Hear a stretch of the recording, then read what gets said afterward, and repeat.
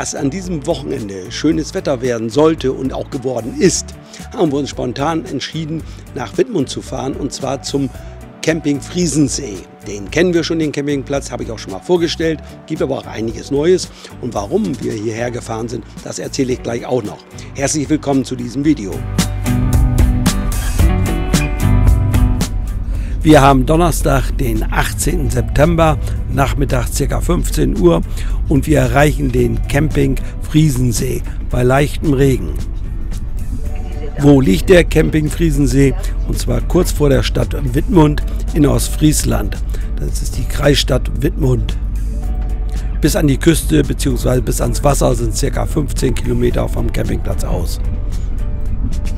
Ich habe den Campingplatz vor ca. 2 Jahren schon einmal vorgestellt. Ich verlinke das Video hier mal, könnt ihr es anschauen, wenn ihr es möchtet. Es hat sich aber inzwischen noch einiges getan, deshalb werde ich auch noch einiges hier vom Platz zeigen. Der Wetterbericht hatte eigentlich besseres Wetter vorausgesagt, aber so ist es nun mal. Muss man mit leben, und so parken wir jetzt hier erstmal beim Check-in, um uns anzumelden. Wir haben einen Platz auch ohne Reservierung bekommen. Alle Plätze direkt am See waren schon reserviert oder belegt, aber für uns kein Problem. Wir haben eine XXL-Parzelle genommen, so haben wir viel Platz. Werde ich gleich zeigen. Weil kein anderer Platz da irgendwo frei war, so hat er mir jedenfalls gesagt.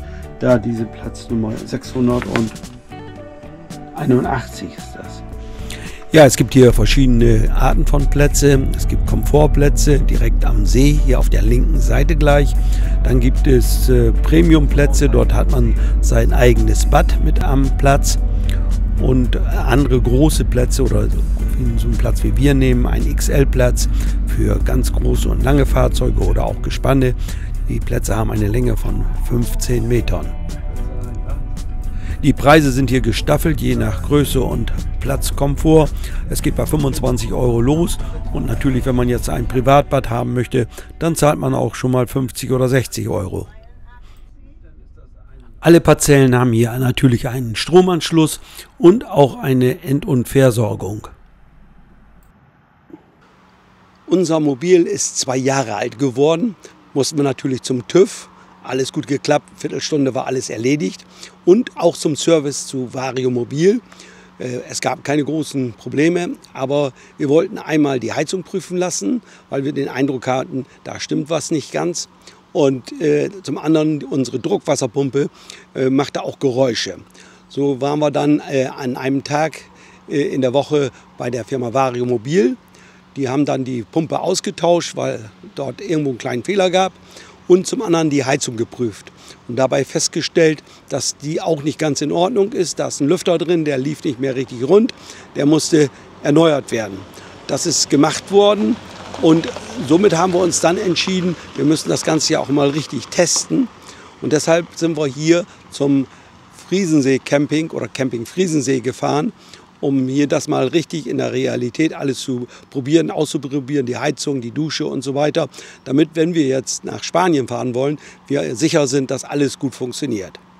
Und jetzt habe ich auch noch wieder festgestellt, dass hier auf dem Campingplatz sich auch einiges getan hat, und darüber möchte ich natürlich jetzt auch noch berichten. Man sieht, die Parzellen sind sehr großzügig hier. Sie haben eine Länge oder Tiefe von 15 Metern. Ja, wie breit weiß ich nicht, aber großzügig kann man hier stehen. Man sieht auch, solche Fahrzeuge mit einer Fahrzeuglänge von 12 Metern haben hier Platz und ist nach vorne hin oder je nachdem nach hinten auch noch ausreichend Fläche zur Verfügung. Wenn man direkt am See stehen möchte, dann sollte man schon reservieren. Diese Plätze sind sehr begehrt. Besonders dann, wenn das Wetter schön ist und Wochenende. Um auch genau zu erfahren, was sich hier in den letzten 2 Jahren alles getan hat, habe ich Kontakt aufgenommen mit dem Geschäftsführer. Der war gerne bereit, mir Auskunft zu geben. Wir haben ja schon vor etwa 2 Jahren von diesem Campingplatz ein Video erstellt und veröffentlicht. Und damals war das Ganze hier noch so ein bisschen im Aufbau, war noch nicht alles fertig. Jetzt ist inzwischen alles fertig. Der Platz ist noch vergrößert worden, und es gibt noch einige Geschichten, die hier auch neu sind. Die möchte ich euch gleich zeigen.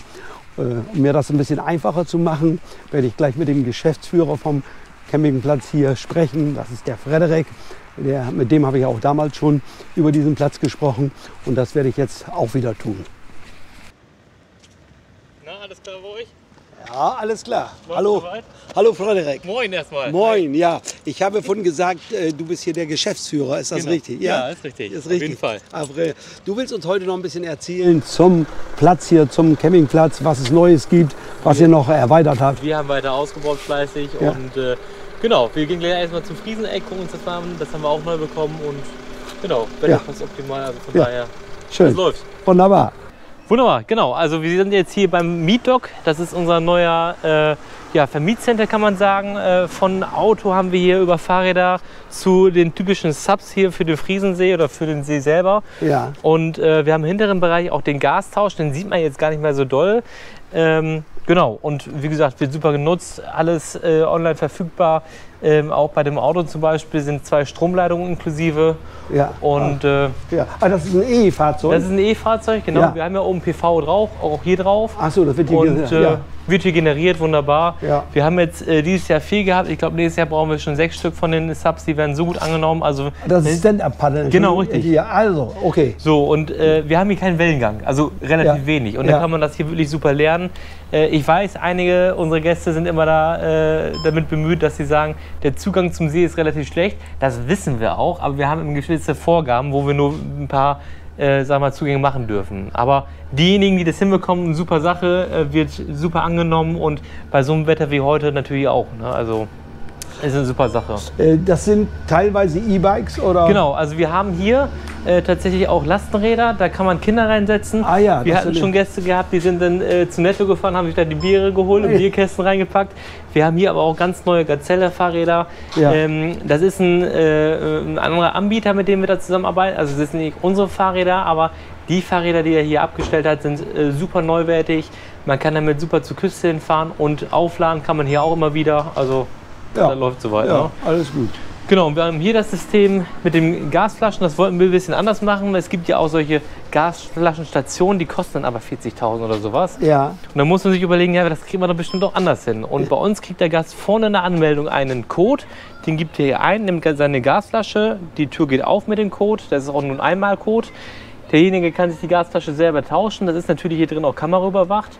Und so haben wir die Möglichkeit, dass keiner auf den Mitarbeiter warten muss. Oder der Mitarbeiter kann auch mal sein, dass er es vielleicht vergessen hat. Das gibt es auch mal.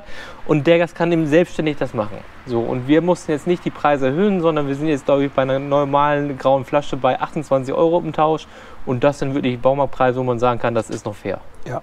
Okay, das ist ja gerade im Winter wichtig, im Sommer vielleicht nicht so. Genau. Aber im Winter müssen wir alle heizen in unserem Wohnmobil oder Wohnwagen. Genau, richtig. Und dann ist schon mal interessant, wenn man dann die Flasche mal tauschen kann. Und jederzeit zugänglich. Ne? Ja, Also man okay. muss natürlich den Code haben, der ist einmal gültig, aber ansonsten ist hier eigentlich, kann man hier so gut wie immer ran. Ja. Und gerade für unsere Wintercamper, die dann von November, Dezember, Januar, Februar bei uns sind, ist natürlich so, die sind unabhängig von uns. Auch von den Öffnungszeiten, wir haben die ein bisschen eingekürzt, ist interessanter.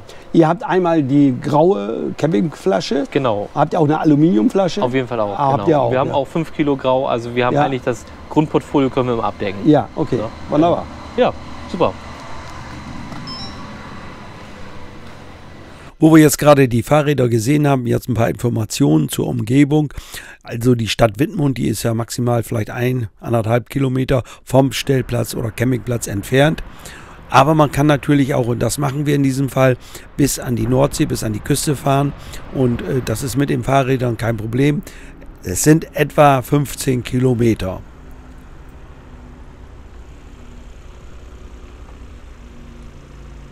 Es geht ein Fahrradweg nach Carolinsiel. Er führt entlang der Landstraße. Zeitweise fährt man auch neben dem kleinen Fluss Hahle. Die Hahle, die mündet in die Nordsee über ein Siel.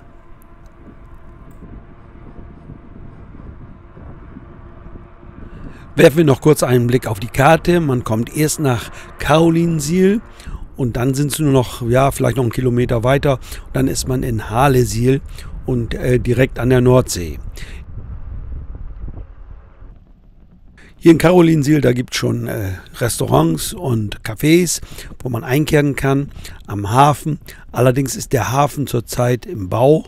Ich weiß nicht, irgendwas wird der erneuert. Und insofern war es nicht so ganz schön da. Dann ging es für uns weiter nach Halesiel und zwar dort gibt es auch einen Hafen. Dann ging es noch ein bisschen weiter zum Fährhafen, denn von Halesiel aus geht eine Fähre nach Wangerooge. Also wer dann zu den Inseln, zu den ostfriesischen Inseln möchte, der kann das von hier aus machen. Es gibt auch einen kleinen Flughafen hier in Halesiel. Von dort aus kann man auch die Insel Wangerooge erreichen. Kostet, glaube ich, 45 € so ein Flug. Am Fährhafen haben wir uns dann gestärkt mit einem Fischbrötchen. Dazu gab es dann ein Bier.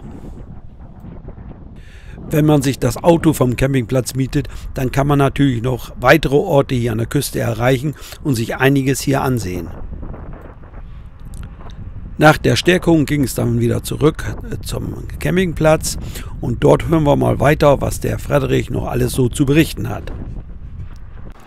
So, was hast du noch für uns Neues? Wir haben dann unser Frieseneck. Genau, haben wir vorne eine Sitzmöglichkeit, direkt am Wasser, Pole Position, sagen wir mal so. Und sehr viel digitales Know-how da reingesteckt. Genau, können wir weiter gucken. Hier auch die ganze Anlage angelegt, vernünftig. Ja. Ja, angenehme Musik. Ja. So, Sultan. Moin, hi. Laufen die Umsätze? Ja, moin, hi. Moin. Ja. Genau, das ist Sultan. Hallo. Hallo, Ne, Sultan ist hier. wir sind YouTuber, keine Angst. Ach so, alles klar. Okay. Sultan ist hier der Betreiber, kann man Genau. sagen. Und ja, Sultan, vielleicht, wir können ja mal reingehen, sonst einfach mal. Ja. Wir haben, die Grundüberlegung ist zu sagen, wir wollen eigentlich hier ein Food Concept haben mit einer Klappe. Aber wenn du jetzt im Winter hier bist oder wenn es mal richtig zieht in der Nordsee, Ja. dann wollen die Gäste ja auch drin stehen und auch vernünftig stehen. Und da haben wir gesagt, nee, wir müssen das schon ein bisschen größer auffahren. Wir haben 2 tolle Pizzaöfen auf der rechten Seite. Alles neu mit dem Hersteller Roka aus Frankfurt.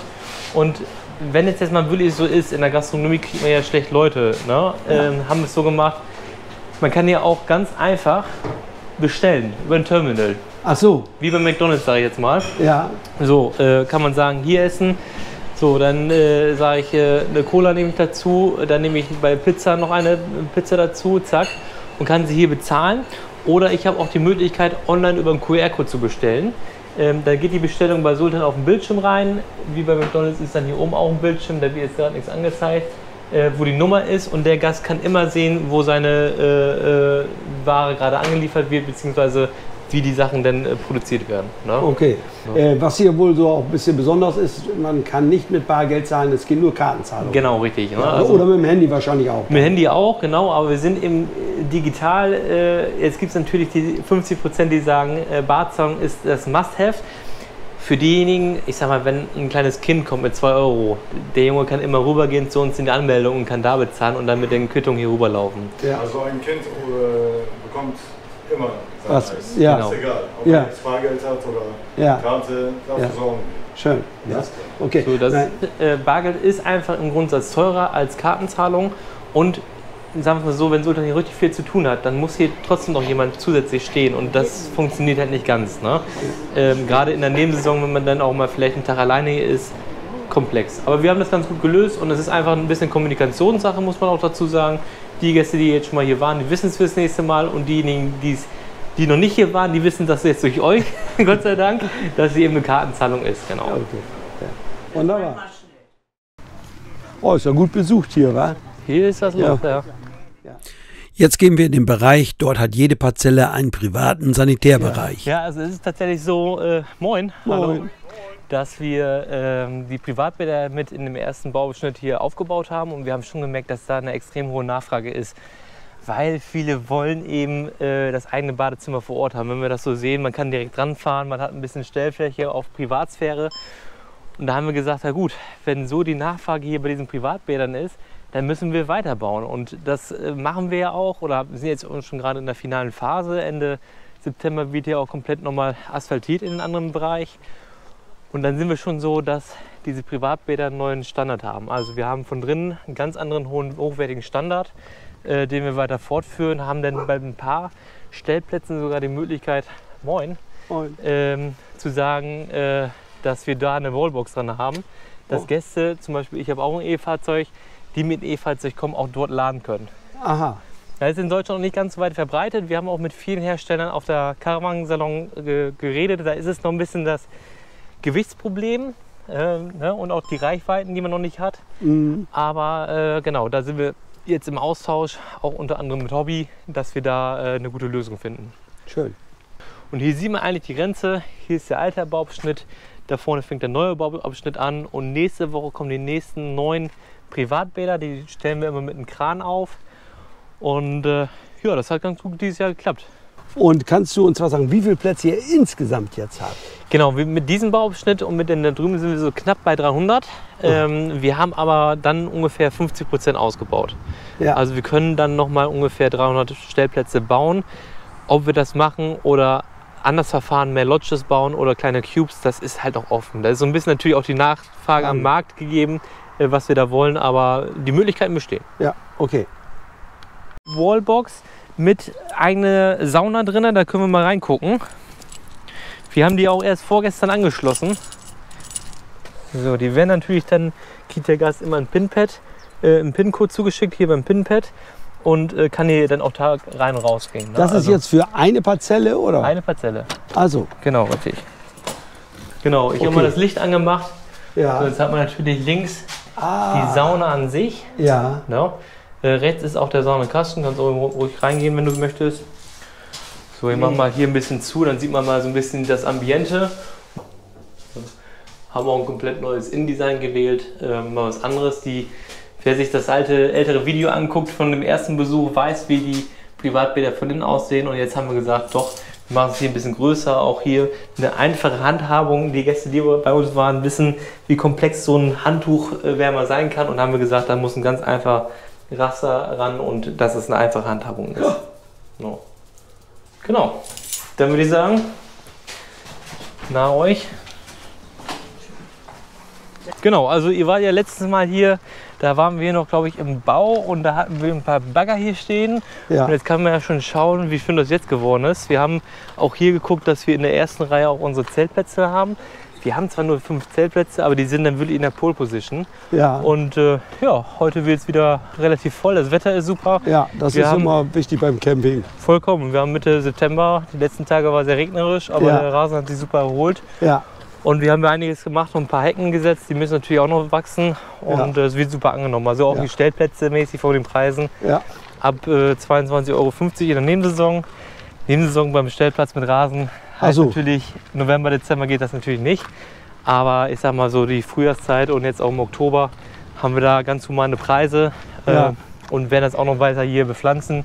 Hier sollen noch ein paar Bäume reinkommen, ein paar Bänke, dass man sich auch mal hinsetzen kann. Ja. Aber alles nach und nach. Ja, also es gibt einmal Plätze, die sind rein auf Rasen. Genau, richtig. Und dann gibt es noch hier, wie man hier sieht, geschotterte Plätze, wo man dann mit dem Fahrzeug auf dem geschotterten Bereich stehen kann. Genau. Und wie man es hier auch sehen kann, ganz gut, auch im so groß gebaut, dass die Terrasse auf dem Schotter ist. Der Schotter ist immer so 1-2 cm höher als der Rasen, dass wenn mal wirklich viel Regen kommt, dass das immer zum Rasen hinwegläuft. Aber so nutzen das die meisten. Auch von der Tiefe ist hier immer genau so viel Platz, dass hier noch ein Auto stehen kann. Genau. Ja. Also das ist schon ganz praktisch gemacht, aber immer schön mit Seeblick. Auch hier in der Reihe hat man schon Ruhe. Das ist schon eine ganz tolle Sache. 5 Stellplätze, die wir auch noch mal im November umbauen wollen. Das sind im Moment reguläre Stellplätze. Die werden wir aber so umbauen, dass eben hier Stellplätze entstehen mit einem eigenen Zaun. Das heißt, gerade für Hundeliebhaber oder auch Gäste mit Hunden, die brauchen keinen Zaun mehr mitbringen, sondern wir haben den eigenen Zaun vorhanden mit einer großen Pforte, 4 Meter ungefähr. Und das wären unsere ersten Stellplätze für Hunde, die dann, ich sage mal, frei rumlaufen können, weil wir haben ja Leinenpflicht und es ist ja immer ein bisschen schwierig, den Hund an einer langen Leine zu lassen. Und in diesem Bereich kann der Hund dann für sich ganz frei laufen. Ja. Bei unserem Sanitärgebäude haben wir noch ein bisschen PV erweitert, weil wir eben auch nachhaltig sein wollen und auch sind. Im Sanitärgebäude hat sich nicht viel getan, das wurde jetzt alles fertiggestellt und wir haben dort noch eine ganz tolle Miele-Waschmaschine und einen Trockner bekommen. Auch hier nochmal die Erwähnung Kartenzahlung, weil wir eben auch digital unterwegs sind. Genau. Frederik, ich sage herzlichen Dank für deine Ausführungen. Gerne. Hat mich wieder gefreut. Schön, dass ihr da wart. Ich würde sagen, in 2 Jahren sehen wir uns wieder. Ja, ne? danke. Beim nächsten Aufbau und wie gesagt, Wetter ist super. Wir haben ein ganzes Jahr geöffnet für unsere Gäste. Nächstes Jahr ist auch wieder geöffnet. Also sichert euch jetzt schon mal den Platz und wir sehen uns bestimmt nochmal. Danke dir. Schön, dass ihr da wart. Jo, ciao. Danke. Tschüss. Es gibt ja immer mehr große Wohnmobile, so ist mir zumindest aufgefallen. Nicht unbedingt so groß wie dieser ehemalige Bus hier, aber man sieht, er hat hier ausreichend Platz, er kommt hier rein und raus und das ist ja nicht überall gegeben. Insofern ist dieser Platz auch gerade für große Fahrzeuge gut geeignet. Das soll es mal wieder gewesen sein. Ich sage wie immer Dankeschön fürs Zuschauen. Würde mich freuen über einen Daumen nach oben. Freuen würde ich mich auch, wenn ihr meinen Kanal abonniert, falls ihr es noch nicht gemacht habt. Ansonsten sage ich Bye bye, bis zum nächsten Mal.